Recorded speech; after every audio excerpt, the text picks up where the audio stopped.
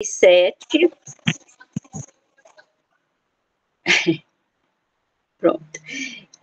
Então, na 577, nós estávamos estudando sobre as missões dos espíritos. E também as atividades, as obrigações, as ocupações que eles têm. E nós vimos anteriormente que há vários níveis de missões, dependendo do tipo e condição que um espírito tem evolutiva. Quanto mais evoluído é o espírito, mais complexas e maiores são as missões. Os espíritos superiores, eles têm missões maiores, que são essas missões que envolvem, no caso da Terra, a humanidade, países, questões maiores.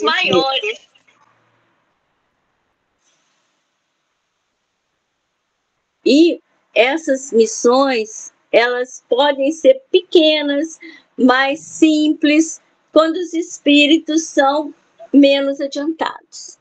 Então, nós vimos que tem missões até de cuidar da natureza, de cuidar dos animais, vários tipos de missões são dadas aos espíritos. Aqueles que são superiores, não vão falir nas suas missões. Então, significa que aqueles que receberam missões e não conseguem realizar essas missões, são as chamadas missões provacionais. Eles assumem esse compromisso, recebem todo o amparo de vários espíritos que vêm ajudá-los, recebem a permissão divina e vão encarar a missão como uma prova, porque eles já estão habilitados. Mas como eles ainda não estão num grau superior, eles podem falir ou não, ou podem completar as missões deles. Não sei se deu para entender. Agora nós vamos ler. Se alguém quiser perguntar, parar, completar, por favor. E agora nós vamos ler, então, a questão 577. Eu vou ler, porque mesmo se eu pedir alguém para ler para mim, eu não vou estar vendo o texto, e aí fica difícil para a gente ir comentando.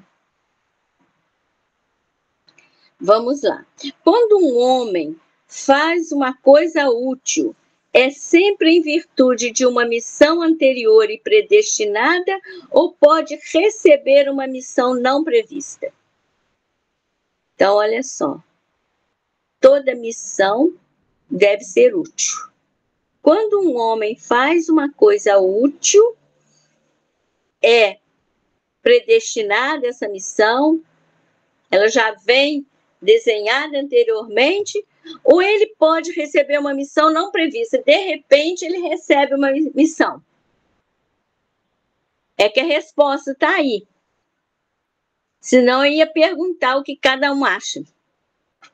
Mas aí todo mundo vai ler o que está aí, né? Então, vamos lá. Resposta. Agora eu vou pedir se a Estherzinha lê para mim. Leio sim.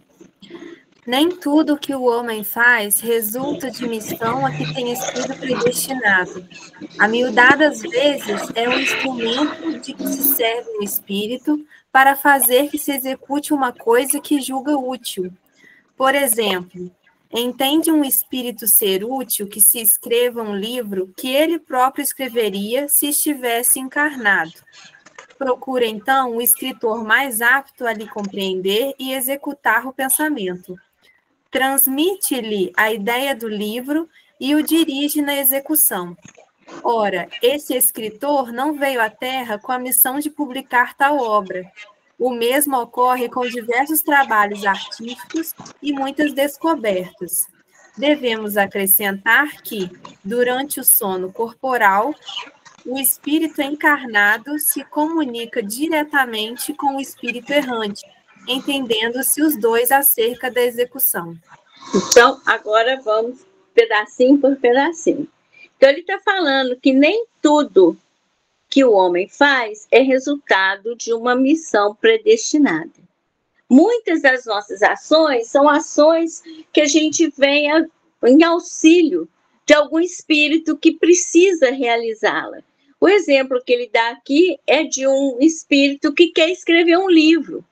E ele se utiliza de um encarnado que está em condições de compreender o seu pensamento, que tem condição de entrar em sintonia, de entender o que ele quer escrever, de captar a mensagem e o que ele quer passar ali de conhecimento, e ele vai transformar a ideia daquele espírito num livro escrito.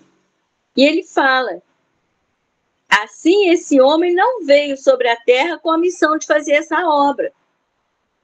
Mas ele, durante o sono físico, ele se encontra com esse espírito e o espírito pede a ele que permita que ele escreva um livro, que ele ajude a ele a escrever. E ele vai e ajuda. Também acontece isso com vários trabalhos de arte, com descobertas científicas, com descobertas de terras, de coisas, de pesquisas. O espírito quer orientar e ele se utiliza de um encarnado que durante o sono físico combina com ele. Olha como é bacana. Então, às vezes a gente acha que estamos, por exemplo, compondo uma música e que é uma missão, uma grande missão que nós recebemos, e não é. Nós estamos simplesmente passando para a pauta ou para o papel a música que outro está escrevendo, ditando para nós.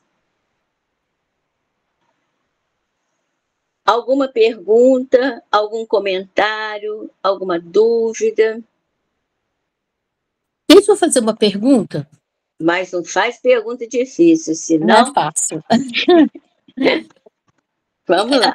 Quando a gente sabe, até que ponto a gente sabe que é da gente, que a gente está escrevendo, e o que é do espírito? Porque às vezes a gente escreve, a gente fica achando que é a gente. Ou é do espírito ou não é? Como é que fica isso, essa situação? Por isso Jesus diz: conhece-te a ti mesmo. Vamos lá. Ele mesmo respondeu aqui, na resposta dessa 577, lá no finalzinho. É necessário dizer ainda que durante o sono do corpo, o espírito encarnado se comunica diretamente com o espírito errante e que eles se entendem sobre a execução. Ora, se você no sono físico se entendeu com o desencarnado, sabe, o espírito sabe. Mas a gente volta e não lembra. Mas depois você vai dormir de novo e vai lembrar. Você não lembra porque nós somos distraídos. Mas se a gente analisar bem a conduta, o fato, a gente tem a sensação: olha, isso não é meu, eu não tive essas ideias. Eu não estava planejando isso. Então, imagina um músico. Ele toca rock e, de repente, ele vai tocar uma música clássica. E ele fala: não era a minha tendência, não era o meu jeito de fazer. Essa música não tem as minhas características. Mesmo caso da escrita, mesmo caso da poesia, mesmo caso das redações que a gente possa fazer, mesmo caso das falas que a gente tem, que a gente fala assim: não, isso foi inspirado. São ideias que surgem. Por exemplo, no campo científico, a pessoa está estudando uma certa coisa, de repente ele tem uma ideia de mudar o rumo da pesquisa. Pode ser uma ideia boa ou uma ideia que não seja boa. Se ele se sintoniza ou encontra, muitas vezes a gente acorda com ideias novas, não é verdade? Vocês já perceberam isso? A gente dorme com uma coisa sem resolver. E, de repente, a gente acorda com a ideia da solução. É porque a gente encontrou alguém, já vou passar a palavra à Esther e a dona Hélida e depois a Esther. Aí a gente acorda com a ideia da solução. Se a gente segue aquela ideia, analisa, faz uma prece para que a ideia não seja equivocada, faz uma boa sintonia, a gente vem e resolve. Pode falar, dona Hélida.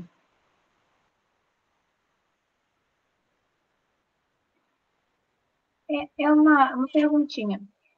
No caso, há várias existências, né? Então, várias experiências que nós vamos acrescentando, né, ao nosso espírito. Isso não pode influenciar, vamos dizer, nessa encarnação, de eu ter o meu aprendizado de outras existências, eles não podem, vamos dizer, aproveitar essa existência em que eu estou mais preparado, aí acontecer de eu conseguir realizar aquilo que eu ainda não consegui realizar, talvez, em outras existências? É uma pergunta. Sim, pode sim. Aqui ele está dizendo, olha a pergunta 577, ele está falando, quando um homem faz uma coisa útil, se é sempre uma missão dele, predestinada, anterior. Ele está dizendo que nem sempre, mas também pode ser. No caso que a senhora citou, trazemos já experiências que vamos construindo. Imagine que começamos um trabalho na vida anterior, não conseguimos concluir, vamos concluir nessa. É mais que natural. Então, é uma missão que nós vamos concluir nessa vida. Ou se a gente não termina nessa, vai construir na outra, vai terminar na outra. Pode sim. Tanto que os espíritos falam para nós, olha, não tem idade para o aprendizado, porque o que a gente aprendeu ainda não utilizou, vai utilizar numa outra oportunidade, que vem mais para frente. Nós vamos construindo o nosso conhecimento e as nossas experiências, sim. Mas nesse caso, é porque a pergunta do Kardec se refere a se sempre é um caso desses, ou se pode acontecer uma situação em que a gente faça algo útil que não seja exatamente o que já estava previsto para nós. Que venha a pedido de alguém que pede, um espírito, por exemplo, que nos pede, olha, eu estou precisando. Às vezes ele mesmo não conseguiu concluir. Eu precisava ter escrito isso na terra e não consegui. Será, dona Hélida, que a senhora pode me ajudar? Para eu poder deixar esse livro pronto? A senhora fala, posso. Aí ele vai, dita, e a senhora conclui. Por isso que nós evoluímos, tanto como encarnados como desencarnados. Isso também pode acontecer conosco. Olha, eu não consegui concluir uma tarefa que eu estava fazendo. Por exemplo, não consegui concluir a educação de um filho. E eu precisava concluir. Então, eu vou pedir, por exemplo, a Esther para dar uma atenção a ele e passar para ele o que eu não construí, não consegui terminar. E aí, o que acontece? Eu peço a ela no sono físico. E aí que vem a lei de amor ao próximo, a oportunidade que o Pai nos dá. E ela fala assim, não, pode deixar que eu ajudo na educação dele. Eu vou levar ele para a escola, por exemplo, alguma coisa assim. Entendeu? Um exemplo bem banal, bem corriqueiro, para a gente ver que é possível, sim. Os dois casos. Deu para entender? Respondi. A Esther queria perguntar. Não, já respondeu, Celinha, porque eu tenho o mesmo chamado com a escrita, mas ao mesmo tempo eu curso farmácia, né, que é um negócio totalmente diferente. Aí eu ia perguntar se pode ser algo que foi acordado antes, né, das duas coisas, ou se é isso que eu entendi de, assim, às vezes no meio do caminho alguém me pedir ajuda, então é isso mesmo, né? Geralmente as ajudas que alguém pede no meio do caminho são coisas que não são a vida inteira, não são grandes missões, são coisas assim que vem, você realiza e conclui. Entendi. Para a gente ter assim, condição, né, de perceber isso. Então, vamos agora a 578. Eu vou ler a pergunta e vou pedir a Esther para ler a resposta, por favor. O espírito pode falir em sua missão por sua falta? Sim, se não for um espírito superior. Olha a importância de entendermos essa resposta. Porque nós temos na história e na literatura um monte de exemplos de espíritos que não concluíram a sua missão ou se desviaram dela, tá certo? É muito comum o exemplo do Napoleão, por exemplo, que tinha como missão unificar a Europa. Mas ele fala aqui que os espíritos superiores não vão falhar nas suas missões. Olha a resposta, vamos ler de novo, com muito carinho, com muita atenção. O espírito pode falir em sua missão por sua falta? Sim. Mas não para aí. Se não é um espírito superior. Então, o que caracteriza esses espíritos que falharam? Eles não eram ainda um espírito superior. Poderiam estar quase sendo, mas ainda não eram. Talvez estivessem na transição, mas ainda não eram. Receberam a pedido a prova, abraçaram essa prova, que se eles tivessem conseguido realizar, e muitos outros conseguiram, eles iriam galgar o degrau para o espírito superior. Se eles não conseguissem, eles permaneceriam na situação em que estavam. Deu para entender? A gente está vendo agora que estamos passando para um mundo de regeneração. Muitos de nós pedimos algumas provas para nos habilitarmos a estarmos nesse mundo de regeneração. São provas, às vezes, com características de missão. São difíceis. São arriscadas. Podemos errar. Por isso, para vencermos essas provas, não podemos vacilar na nossa sintonia. Por isso, os espíritos nos recomendam muita prece nesse momento que nós estamos passando, para que nós que temos missões pequenas ou maiores ou menores, provacionais, possamos cumpri-las. Porque não somos ainda espíritos superiores, nem regenerados, estamos querendo ser regenerados. Deu para entender? Alguém tem dúvida? Podemos avançar? Vamos, então, ver que ele ainda faz uma pergunta aqui.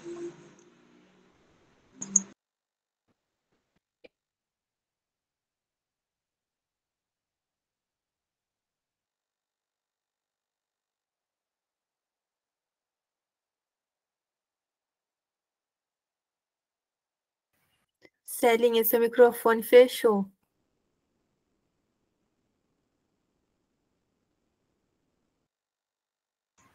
Abriu? Pronto. Depois de uma prova de fogo, a gente entrou no computador. Então, vamos lá. Agora, vou pedir a Esther aqui valendo para mim, que agora eu estou enxergando. Pode ler a resposta? Não, primeiro é a pergunta. Que consequências lhe advirão da sua falência? Agora a resposta. Terá que retomar a tarefa, essa a sua punição. Também sofrerá as consequências do mal que haja causado. Então, olha bem, quando nós não conseguimos cumprir devidamente a nossa missão, quais são as consequências da falência? Recomeçar a tarefa. Então, muitas vezes, como a dona Hélida falou, a gente não vem com uma parte e vai terminar, a gente vai fazer de novo. Fazer tudo de novo, porque falhamos na missão anterior. Mas ainda vem com acréscimo. Qual é o acréscimo? As consequências do mal que haja causado. Então, se a gente não cumpriu a missão e ainda prejudicou alguém, ou agimos em contravenção à lei divina, a gente vai sofrer as consequências do mal também que causamos. E do tempo perdido. Então, sempre vem mais apertada a missão, que o pessoal fala assim, o plano B, a carta na manga, a situação adicional, né? Que a gente não cumpriu aquilo. Então, toda a prova missionária é muito difícil e é preciso contarmos muito com amparo espiritual.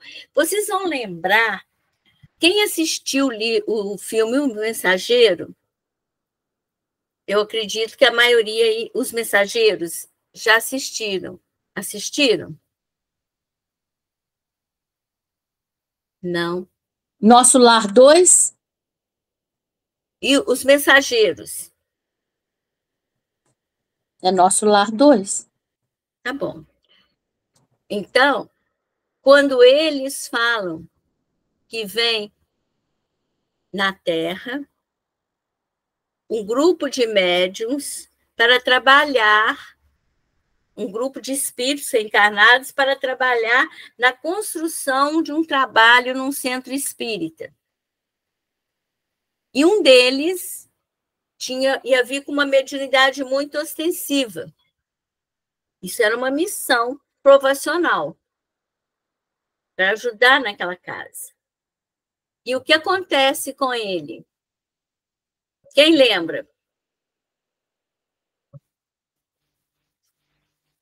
Alguém lembra o que acontece com esse médium que reencarna com essa missão? Mara? Ele se perde na vaidade, ele se perde cobrando, né? Ele se perde no orgulho. Isso. E começa ainda a ganhar dinheiro com isso, né? Sim. Cobrar. Então, ele, além de falhar na missão que ele veio, ele ainda cria compromisso com as pessoas que ele enganou. E aí ele vai retornar em algum momento para poder reparar isso tudo e refazer a missão dele. Tá certo? Então, vamos lá, a 579.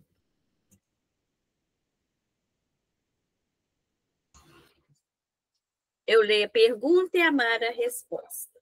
Pois se é de Deus que o Espírito recebe a sua missão, como se há de compreender que Deus confia em missão importante e de interesse geral a um espírito capaz de falir? O Kardec é danado, né? Poxa, se ele sabe que ele vai, se Deus sabe que a gente pode errar na missão, falhar na missão, e quando as missões são maiores, o risco também é maior, por que ele confia uma missão a um mensageiro assim? Resposta. Vamos lá, Mara. A minha mãe ou eu, Celinha? Mara não, Esther, desculpa. Problema não. Vocês são tão parecidas que eu fiz confusão. A voz também, né, Celinha? É, tudo. Não sabe Deus se o seu general obterá a vitória ou se será vencido? Sabe-o, crede, e seus planos, quando importantes, não se apoiam nos que hajam de abandonar em meio à obra. toda a questão para vós está no conhecimento que Deus tem do futuro, mas que não vos é concedido. Então, Deus tem uma razão que a gente não percebe, mas ele só confia missões graves, importantes, àqueles que ele sabe que não vão abandonar a missão. Quem são eles? Os espíritos superiores.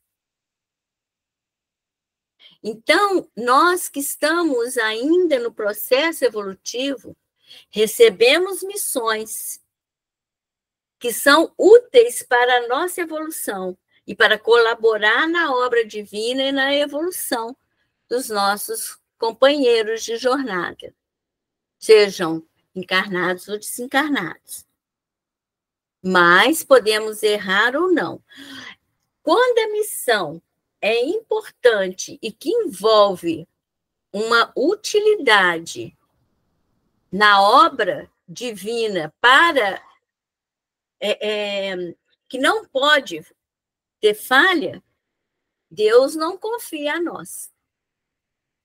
Confia àqueles que têm condição de executar. Então, por exemplo, ele não confiaria para a Célia a missão de vir à Terra como Jesus veio, de forma nenhuma. Agora ele confiou a Jesus. Ele sabia que Jesus não ia falhar, como não falhou. Então a gente cita Jesus, que Jesus é o modelo e guia. Quando a gente vê exemplos, e Jesus era um espírito, além de superior, era puro. Então a missão era tão importante que Deus confia a um espírito puro. Que está... Vocês lembram quando a gente estudou a escala dos espíritos? Pergunta número 100 do Livro dos Espíritos. Lá ele vai falar, depois dos superiores, acima dos superiores, estão os espíritos puros. Os espíritos puros não têm mais necessidade de reencarnar. Os superiores ainda têm. A gente pode ler lá depois para conferir. Alguma dúvida? Eu acho que ninguém está entendendo nada, que ninguém pergunta nada, ninguém fala nada. Ai, meu Deus do céu. O Kardec pode entrar nessa? Ele poderia ter falhado? O Kardec, pelo que os espíritos contam, ele realizou a missão dele. Se ela era superior ou provacional, não podemos avaliar, isso só Deus sabe. E ele, né? Nós não. Ok? Ok. O espírito que encarna para desempenhar determinada missão tem apreensões idênticas às de outro que o faz por provação? Olha só. Lá também, no livro Nosso Lar, a gente vai encontrar um espírito preparando para reencarnar. Quem lembra o nome dele?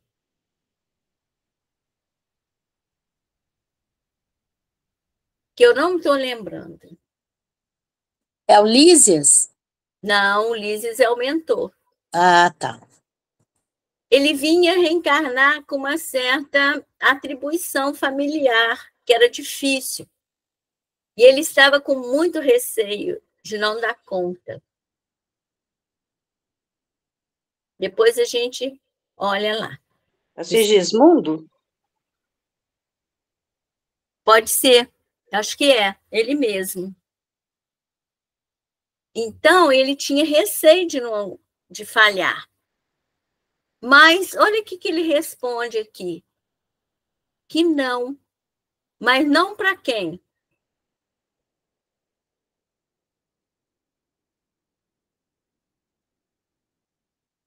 O espírito superior.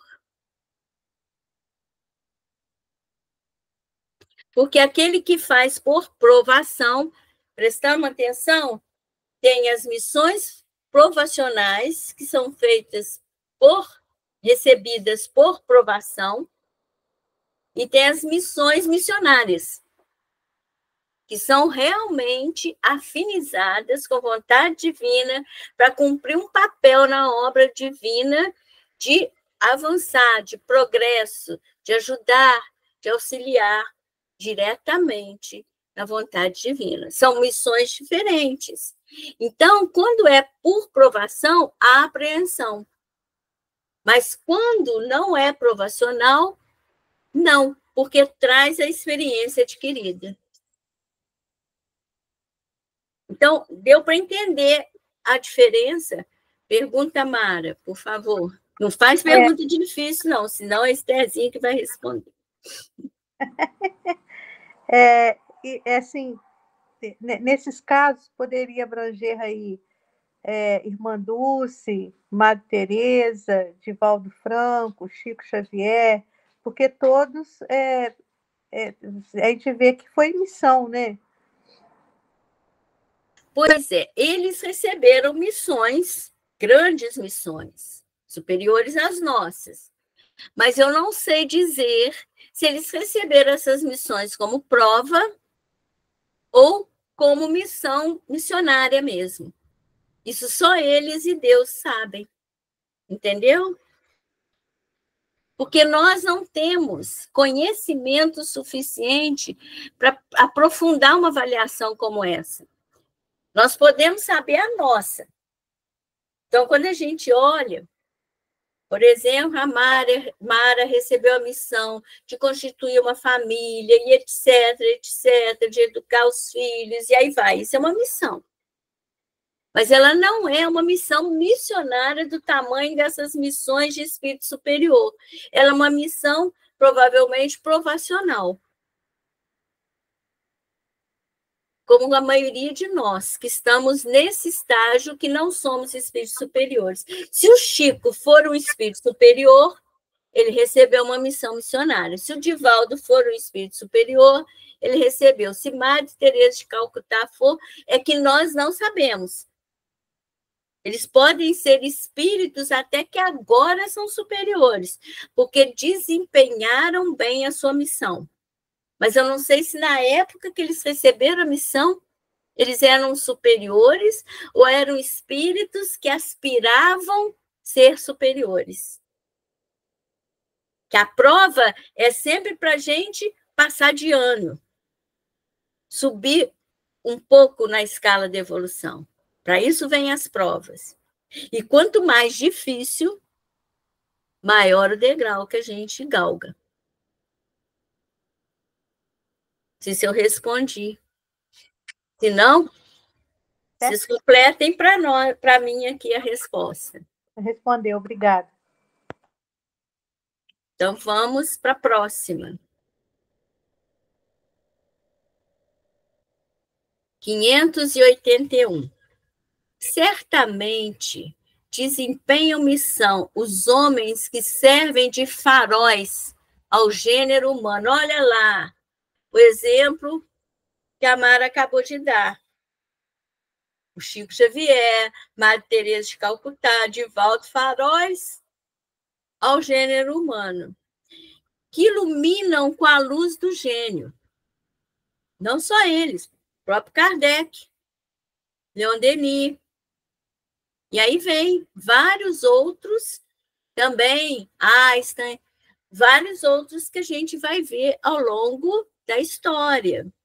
Grandes cientistas que, né, a gente vai ver que eles realmente mudam a condição da própria vida das pessoas e da humanidade.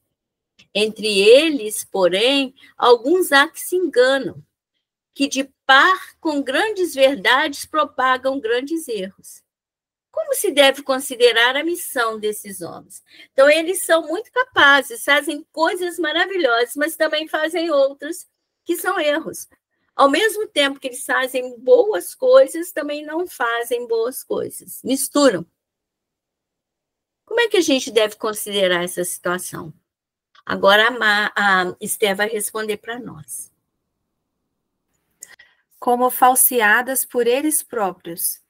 Estão abaixo da tarefa que tomaram sobre os ombros. Contudo, Mister se faz levar em conta as circunstâncias. Os homens de gênio têm que falar de acordo com as épocas em que vivem, e assim, um ensinamento que pareceu errôneo ou pueril, numa época adiantada, pode ter sido o que convinha no século em que foi divulgado. Então, vamos entender a resposta que eles nos dão. Então, se eles fazem uma parte boa e uma ruim, eles estão falseando a própria missão. Eles mesmos estão estragando. É como se a gente fizesse uma refeição muito gostosa e, de repente, está com tempero bom, tudo bom, a gente resolve, fala assim, mas vou botar um pouquinho de açúcar aqui, vou botar um mel, e atrapalha a receita. Então, às vezes, a gente mesmo se complica. A gente está indo tudo bem, a gente resolve colocar um ingrediente que não tem nada a ver com aquela história e complica a nossa vida. Também acontece isso com os espíritos que ainda não são superiores e que realizam missões maiores, missões mais difíceis. Mas ele fala, também é importante levar em conta as circunstâncias. É necessário. Os homens de gênio têm que falar de acordo com a época que vivem. Então, a gente vai ver lá o Sócrates. Ele usa uma linguagem que era do povo grego, ele era grego. E ele vai falar com uma linguagem, com termos, com palavras que fossem compreensíveis naquela época. E que agora, muitas coisas, a gente fala assim, mas por que ele não falou de outra forma? Não estou dizendo que é o caso do Sócrates, eu dei exemplo do Sócrates falando na época dele, mas a gente vai ver até Jesus falando por parábolas, e às vezes a gente fala, mas por que Jesus falava por parábolas? Será que era isso mesmo que ele queria dizer? Por que ele falava e aqueles que escreveram podem ter mudado alguma coisa do que ele falou? Podem. Eles não cumpriram a missão deles? Cumpriram. Mas as circunstâncias da época caracterizavam aquele tipo de linguagem, aquele tipo de comportamento. Então, isso também, às vezes, a gente julga que o espírito misturou, o homem misturou, o homem e a mulher, né? Estou falando do homem como humano, misturou um pouco, mas às vezes não. Porque é uma questão de afinização com a sociedade da época. Então, muitas vezes, o Kardec, por exemplo, quando ele faz a codificação, ele sintetiza as mensagens dos espíritos numa ordem, numa organização, para que a gente possa entender. A forma que ele usa para organizar pode ser que no tempo atual tenham formas mais fáceis de serem entendidas. Aí a gente vai ver o Chico abrindo um pouco, o Emmanuel, com os espíritos, pegando o que o Kardec sintetizou e abrindo um pouco para que a gente possa entender no mundo atual. Daqui a 200, 300 anos, outros virão para colocar isso de uma forma mais adequada com a linguagem da época. Então, tudo isso não é falha em missão. Isso é adequação ao meio que a pessoa vive. E, às vezes, a influência do meio. Deu para entender? Tem alguma dúvida? Vocês concordam com o que a gente está falando? Pode falar.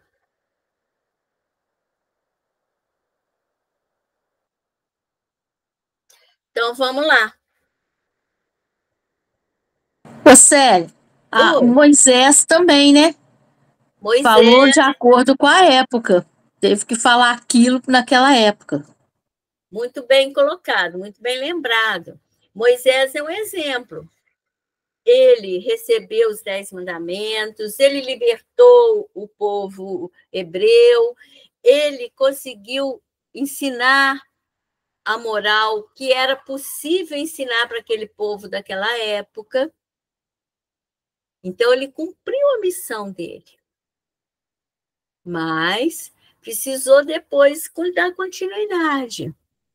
O fato dele ter usado aquela linguagem, ter tido determinadas atitudes mais rígidas que eram necessárias na época, não significava o descumprimento ou a mistura de equívocos, mas era a única forma que ele tinha de realizar a missão naquele contexto, com aquele povo que ainda era um povo muito rude, ainda tinha pouco conhecimento. O que ele conseguiu ensinar para o povo? A ideia de um Deus único, porque o povo não entendia assim, adorava até animais achando que eram deuses, né? Faziam sacrifícios terríveis, e ele foi ensinando, mas não tinha jeito de ensinar muito rápido, porque o povo não ia entender. Muito bem lembrado. 582. Pode-se considerar como missão a paternidade? Ou a maternidade, né? Também aí se enquadra. Vamos lá. Sem contestação possível, uma verdadeira missão. É, ao mesmo tempo, grandíssimo dever e que envolve, mais do que o pensa o homem, a sua responsabilidade quanto ao futuro. Deus colocou o filho sob a tutela dos pais, a fim de que estes o dirijam pela senda do bem, e lhes facilitou a tarefa, dando àquele uma organização débil e delicada, que o torna propício a todas as impressões. Muitos há, no entanto, que mais cuidam de aprumar as árvores do seu jardim e de fazê-las dar bons frutos em abundância, do que de formar o caráter de seu filho. Se este vier a sucumbir por culpa deles, suportarão os desgostos resultantes dessa queda e partilharão dos sofrimentos do filho na vida futura, por não terem feito o que lhes estava ao alcance para que ele avançasse na estrada do bem. Essa resposta também é muito importante, porque muitas vezes os pais banalizam a missão que têm. Não compreende que ser pai e mãe é uma missão sagrada. Tão sagrada que nós nos tornamos responsáveis pelos filhos, seja na vida anterior, seja nessa vida, e seremos em vidas futuras. Então, a missão de pai e mãe é uma missão muito importante. E é importante termos cuidado que, como a missão da paternidade e da maternidade, elas são missões sagradas, é mais importante cuidar dos filhos do que da casa, do jardim, de muitas outras coisas, perante a lei divina. E aqueles que tiverem descuidado, negligenciado, futuramente vão enfrentar desgostos e vão ter que trilhar com esses filhos caminhos difíceis juntos, para que eles ajudem os filhos a se reabilitarem. Então, por isso, a gente vai encontrar mães e pais quase devotados a filhos difíceis, porque eles sabem que esses filhos se tornaram difíceis por alguma atitude deles anteriores.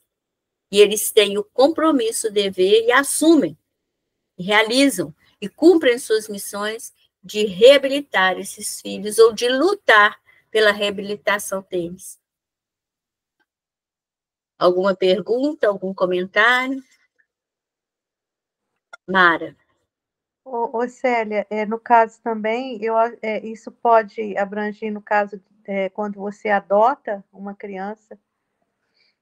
São os pais por laços consanguíneos ou os pais por laços afetivos. que caracteriza a maternidade ou a paternidade são os compromissos espirituais assumidos. Podem também aqueles que estão, lá no Evangelho fala, são os pais ou aqueles que desempenham papéis de pais. É a mesma coisa. O dever é o mesmo. Porque aqueles que adotam os filhos só chegam na casa deles porque vêm por esses caminhos que a gente viu lá, que a gente já leu, que Deus vai encaixando a nossa missão. As coisas vão fluindo, elas vão se encaixando para a gente cumprir aquilo que é a nossa missão. E temos ajuda espiritual também para isso, dos espíritos benfeitores. Respondi? Sim, obrigada. A Alessi também quer fazer pergunta ou falar alguma coisa. Vocês me apertam muito não, hein, gente? Pelo amor de Deus, eu não sou Rogéria, não. Vai lá, Alessi. Alessi? Acho que ela está sem microfone, eu não vejo a Alessi.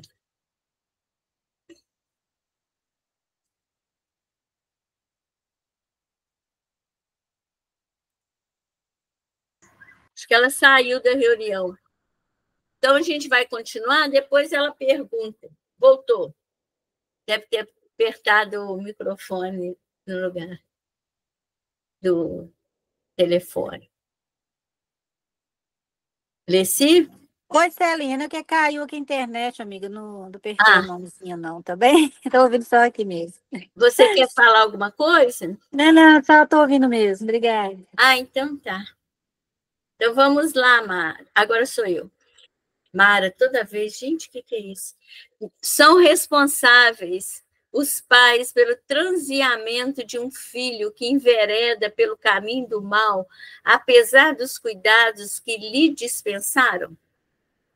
Então, se os pais dispensaram cuidados aos filhos, todos os cuidados, e eles enveredaram pelo caminho do mal, eles são responsáveis? Vamos ver, Esther, responde para mim, por sei que é isso. É muito igual, Celina, não te culpo, não.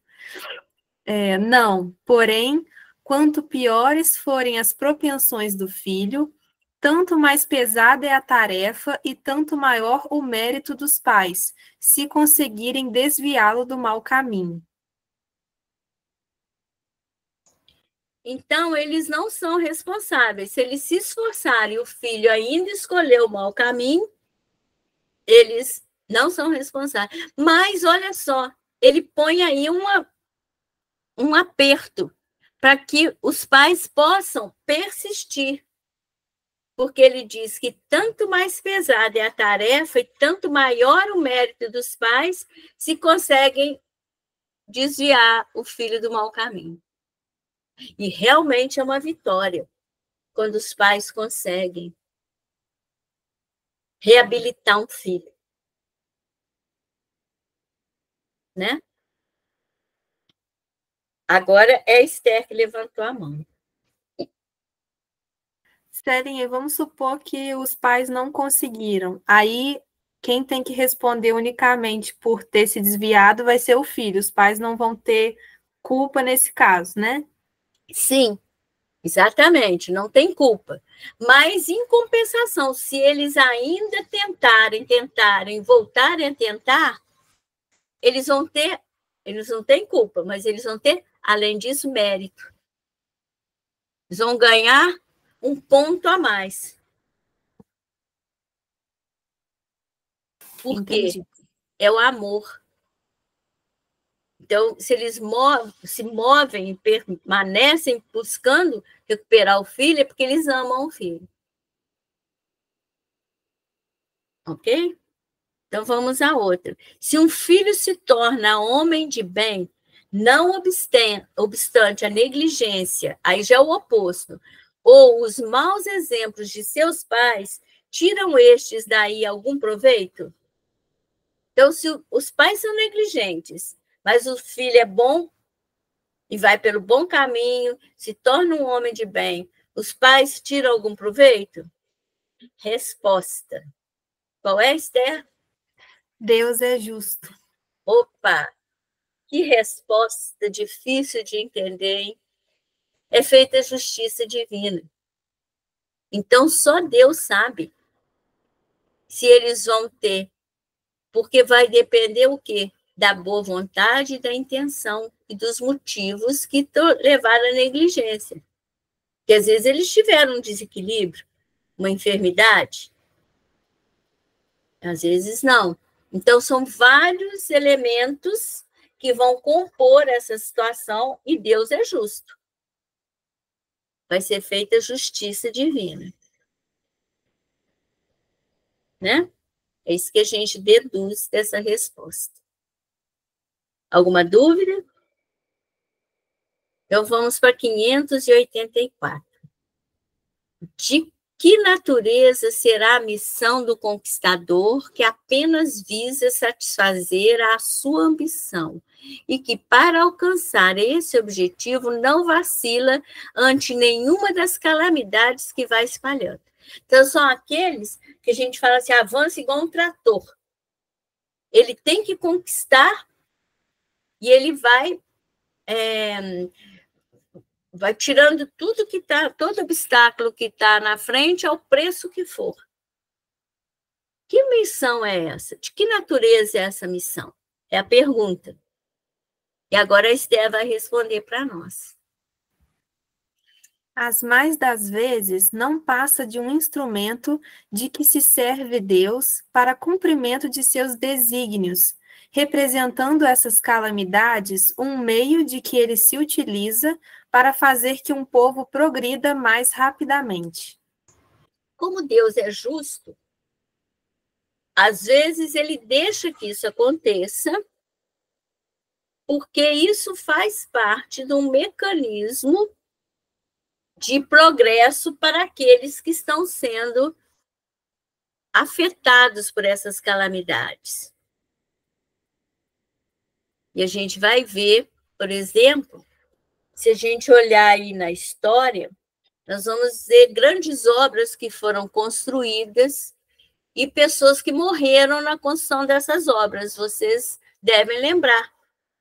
Monumentos, pontes, edificações, às vezes disputas, às vezes de terras. Elas são... É preciso que seja feito isso? Não. Mas, já que está sendo feito, Deus se aproveita para o progresso daqueles que estão sendo afetados. É aquele passagem do Evangelho. O escândalo é necessário, mas ai de quem comete o escândalo. Lembram disso no Evangelho segundo o Espiritismo e no Evangelho de Jesus? Então, o escândalo às vezes é necessário. Nós, às vezes, precisamos passar por determinadas situações para evoluirmos. Mas não quer dizer que quem provocou aquilo precisava estar ali para provocar, não. Deus tem vários caminhos. Mas se ele estava ali e provocou, Deus deixa acontecer porque aquilo é necessário. Essa é a resposta. Mas depois ele tem mais uma questão, que é a letra A.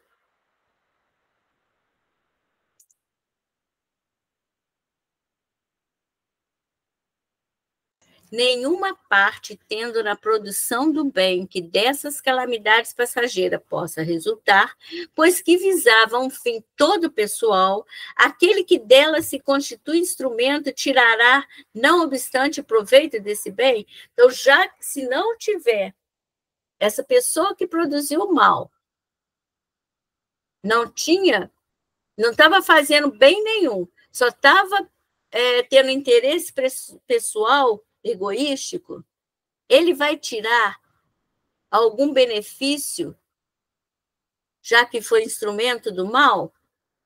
A Esther vai responder. Cada um é recompensado de acordo com as suas obras, com o bem que intentou fazer e com a retidão de suas intenções. Então, olha só, quando a pessoa provoca o mal sem intenção de provocar o mal, ela tem um peso. Agora, quando ela provoca o mal, sabendo que está provocando o mal, que está prejudicando os outros, tem outro peso. Cada um é recompensado, aí ele fala, recompensado pode ser positivamente ou negativamente, de acordo com suas obras. É a lei de causa e efeito. A lei vem para todos. Vamos ler a nota, por favor, Esther? Sim. Comentário do Kardec. Os espíritos encarnados têm ocupações inerentes às suas existências corpóreas. No estado de erraticidade ou de desmaterialização, tais ocupações são adequadas ao grau de adiantamento deles. Então, vamos dar uma paradinha aí. Recapitulando, a gente já viu isso. Os espíritos encarnados, todos têm ocupações, mas elas são inerentes às suas existências corpóreas, ao meio que nós estamos, ao compromisso que nos moveu ao reencarne, ao planejamento reencarnatório, aos deveres que nós temos a cumprir, às missões pequenas ou maiores que temos a desempenhar. Cada um tem inerente assim. Então, a gente tem que tomar cuidado, porque às vezes a gente fica falando que os outros não fazem certas coisas. Às vezes não é para eles fazerem, porque aquilo não está na ocupação que eles vieram fazer na Terra. E às vezes está. Né? Vamos lá, mais um pouquinho. Uns percorrem os mundos, se instruem e preparam para a nova encarnação. Outros, mais adiantados, se ocupam com o progresso, dirigindo os acontecimentos e sugerindo ideias que lhes sejam propícias. Assistem os homens de gênio que concorrem para o adiantamento da humanidade. Outros encarnam com uma missão de progresso. Outros tomam sob sua tutela os indivíduos, as famílias, as reuniões, as cidades e os povos, dos quais se constituem os anjos guardiães, os gênios protetores e os espíritos familiares. Outros, finalmente, presidem aos fenômenos da natureza, de que se fazem os agentes diretos. Os espíritos vulgares se imiscuem em nossas ocupações e diversões. Os impuros ou imperfeitos aguardam, em sofrimentos e angústias, o momento em que praz a Deus proporcionar-lhes meios de se adiantarem. Se praticam o mal, é pelo despeito de ainda não poderem gozar do bem. Então, vamos voltar só um pouquinho para poder ir olhando o texto. A gente vai ver que cada grupo de espíritos tem missões diferenciadas, mas todas são importantes. Uns vão percorrer os mundos, se preparando para a nova encarnação. Outros vão se ocupar com o progresso, dirigindo grandes acontecimentos ou acontecimentos que vão contribuir para o progresso, inspirando ideias, assistindo homens de gênio, cientistas, pessoas que vão levar ensinamentos morais. Outros vão encarnar com uma missão de progresso, vão ajudar a humanidade a progredir e vão progredir também. Outros vêm tutelar famílias. Reuniões, por exemplo, a nossa reunião é tutelada por um grupo de espíritos que tem a missão de nos ajudar a fazermos essa reunião, vibrarmos pelos necessitados, vem nos beneficiar. Outros cuidam das cidades, de povos, de grupos, de equipes. Outros vão... E eles são... Quem são eles? São os anjos guardiões, os espíritos protetores, o que ele chama aqui na tradução de gênios protetores e espíritos familiares. São esses. E outros vão cuidar dos fenômenos da natureza. E atuam diretamente, cuidam da natureza. E outros espíritos vulgares ficam olhando as nossas ocupações, se infiltrando nas nossas ocupações e diversões. E os impuros aguardam, em sofrimentos e angústia, o momento que Deus vai lhes proporcionar a condição de se adiantarem, porque eles ainda não aceitaram a vontade divina, até que eles percebam essa necessidade. E muitas vezes eles praticam o mal, persistem no mal, porque eles têm despeito de não poder gozar o bem. Então, a gente terminou a missão dos espíritos. Né? Semana que vem nós vamos começar nos 3 reinos. Vamos passar, então, para a nossa irradiação, que nós estamos um pouquinho atrasados, né? E a nossa última reunião antes do Natal. Então, é uma reunião que a gente espera que seja uma reunião com Jesus. Eu acho que o Edson não chegou. A gente vai passar, eu só vou mandar aqui a mensagem para ele, que às vezes ele chega, mas ele não consegue entrar. Vou só passar o link aqui para ele. Pode parar a gravação, Celinho? Pode, por favor.